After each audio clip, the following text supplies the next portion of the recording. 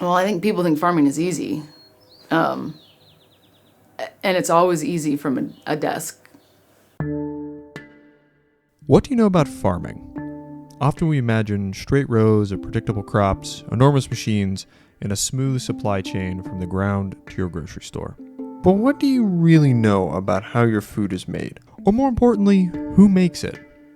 What do you really know about making a living as a farmer? Well, we're about to break your brain.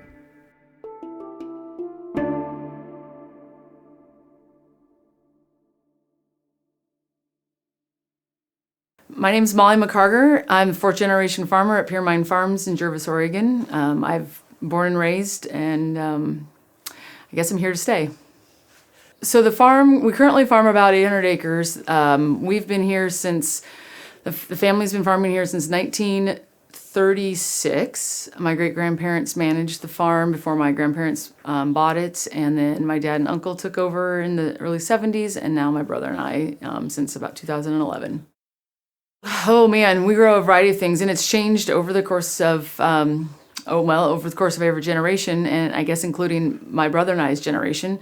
We grow hops, sweet cherries, field corn, squash, cauliflower, grass seed, clover seed. We've got 100 acres of certified organic. As market conditions change, so have we.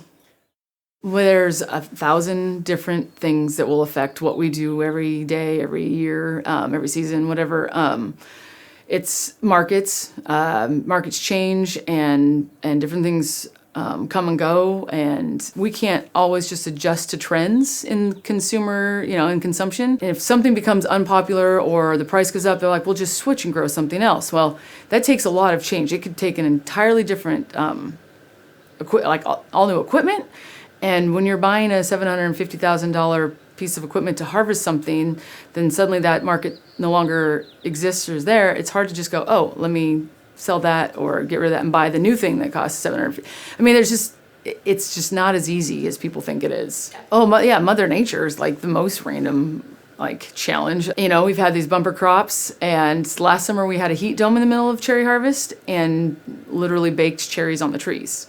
And so we lost probably 25 to 30% of the crop due to that. And you can't predict and sometimes you can't budget for these things. And it's all things that we can't control. It's all out of our control. They don't believe farmers when we try to tell our story. Like, these are all the things that we do, and these are all the challenges we face.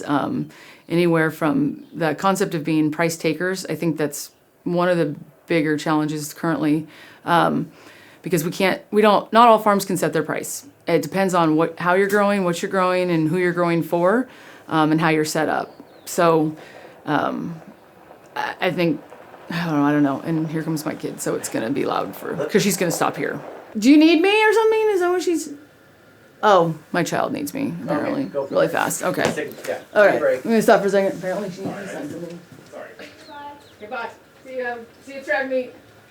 I think the supply chain in food and fiber in the United States, folks think it's just really simple, and it comes from the farm, it goes to the store, and it magically shows up. But I think the pandemic was a really good example of, for folks, I think it kind of hit them in the face that that's not how it works. When you heard stories of, dairies having to dump millions of gallons of milk across the country, and people are like, well, why? Well, how come suddenly you're dumping milk? Well, because it was set up to be maybe processed and put into tiny little milk cartons for kids at school, or for hospitals, or for whatever sort of those types of markets. And suddenly hundreds of millions of children are not in school, and those milk cartons aren't needed there. But kids still need milk, but the supply chain wasn't set up to be able to put it all in gallon jugs to get to the grocery store, and and shift it to where it needed to be. So that processing portion it's not there, and to be able to shift on the fly when something like the pandemic hit, and that goes. It doesn't need a pandemic. I mean, I think if you think of any massive thing that's gonna go on like that, you're gonna see that in any food chain in the United States. We just can't switch. It takes a lot. So what a farmer looks like, I don't think there's a stereotypical picture of what a farmer looks like today. It's, although I did buy a pair of overalls yesterday. But so I'm an accountant, I'm an HR person, and some days I don't know what hat I'm gonna wear.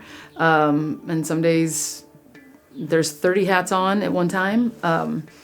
And you just go with the flow. I mean, if I got upset and disappointed and held on to failures or other things, I probably would have quit this job a long time ago. I love farming for a lot of reasons, because it's not the same every day. I think that I would get extremely bored if it was the same thing every day. And the way my brain works, I like to bounce around. And I find like one of my strengths is that I can shift on the fly.